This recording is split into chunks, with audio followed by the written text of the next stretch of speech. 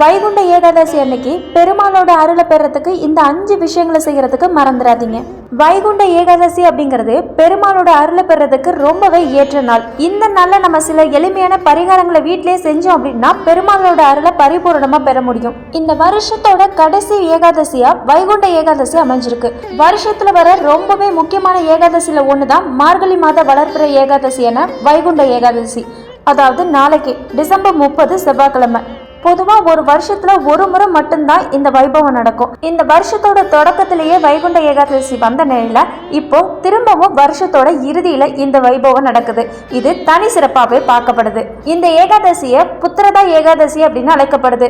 மற்ற மாதங்கள்ல வரும் ஏகாதசியில விரதம் இருந்து பெருமாளை வழிபட முடியலனாலும் மார்கழி மாதத்துல வர வைகுண்ட ஏகாதசி அன்னைக்கு இரவு முழுவதும் கண் விழித்து விரதம் இருந்து பெருமாளோட திருநாமங்களை சொல்லிட்டே இருக்கிறதால நம்மளோட பாவங்கள் எல்லாமே நீங்கி புண்ணியங்கள் அதிகரிக்கும். அது மட்டும் இல்லாம நம்ம வேண்டின வரங்களும் குடும்பத்துல செல்வ செழிப்பும் வைகுண்ட பதவியும் கிடைக்கும் அப்படிங்கிறது நம்பிக்கை. வைகுண்ட ஏகாதசி அன்னைக்கு இரவு முழுவதும் கண் விழித்து விரதம் இருந்து பெருமாளை வழிபட முடியாதவங்க பக்தியோட பெருமாளை வழிபட்டாலே பெருமாளோட அருள் முழுமையா கிடைக்கும். வைகுண்ட ஏகாதசி அன்னைக்கு செய்ய வேண்டிய 5 விஷயங்கள் என்னென்ன அப்படின்னு பார்க்கலாம். வைகுண்ட ஏகாதசி அன்னைக்கு வீட்டுல உள்ள மகாவிஷ்ணுவோட சிலை அப்படி இல்லைன்னா பெருமாளோட சிலை இருந்துச்சு அப்படின்னா அதுக்கு பஞ்சாமிர்த அபிஷேகம் பண்ணலாம். அதாவது பால், தயிர், நெய், தேன், சர்க்கரை இதெல்லாம் வச்சு அபிஷேகம் பண்ணோம் அப்படின்னா அது ரொம்பவே விசேஷம். அப்படி பெருமாளோட சிலை இல்லாதவங்க இந்த பஞ்சாமிர்தத்தை நெய்வேத்தியமா வச்சு படைக்கலாம். இப்படி செய்யறதால நம்மளோட தொழிலில் ஏற்பட்ட தடைகள் எல்லாமே நீங்கி முன்னேற்றத்திற்கான புதிய வாய்ப்பை ஏற்படுத்தி தரும் அப்படின்னு நம்பப்படுது. 2வது, வெத்தலையில மந்திரம் எழுதி சமர்ப்பிக்கிறது. அதாவது ஒரு வெத்தலையில விஷ்ணுவே நமக அப்படின்னு எழுதி அதை விஷ்ணுவோட பாதங்கள்ல வச்சு வழிபடணும். பூஜை முடிஞ்சதுக்கு அப்புறம் அந்த வெத்தலையை எடுத்து நம்மளோட பணப்பெட்டி அப்படி இல்லைன்னா பீரோல வச்சோம் அப்படின்னா பொருளாதார வளர்ச்சி ஏற்படும் அப்படிங்கிறது நம்பிக்கை. 3வது, பசுமாட்டுக்கு உணவு கொடுக்கறது. மகாவிஷ்ணுக்கும் வாழைப்பழம் வச்சு படைச்சதுக்கு அப்புறம் அதை பசுமாட்டுக்கு கொடுக்கணும்.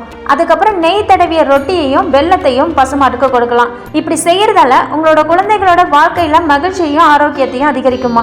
4வது, துளசி வழிபாடும் நெய் தீபம் ஏற்றுவதும். வைகுண்ட ஏகாதசி அன்னைக்கு மாலை வேளையில துளசி செடிக்கு பக்கத்துல நெய் தீபம் ஏற்றி வழிபடணும். அது மட்டும் இல்லாம துளசி செடியை 7 முறை வலம் வரணும். அடுத்ததா துளசி செடியோட இலையில ஸ்ரீ அப்படின்னு எழுதிய மகாவிஷ்ணுக்கு அர்ப்பணிச்சோம் அப்படின்னா வீட்டுல செல்வ செழிப்பு உண்டாகும் அப்படிங்கிறது நம்பிக்கை.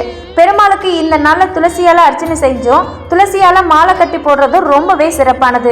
இதனால பெருமாளோட அருளும் மகாலட்சுமியோட அருளும் நமக்கு பரிபூர்ணமா கிடைக்கும். 5வது, அரச மரத்தடியில தீபம் ஏற்றுவது.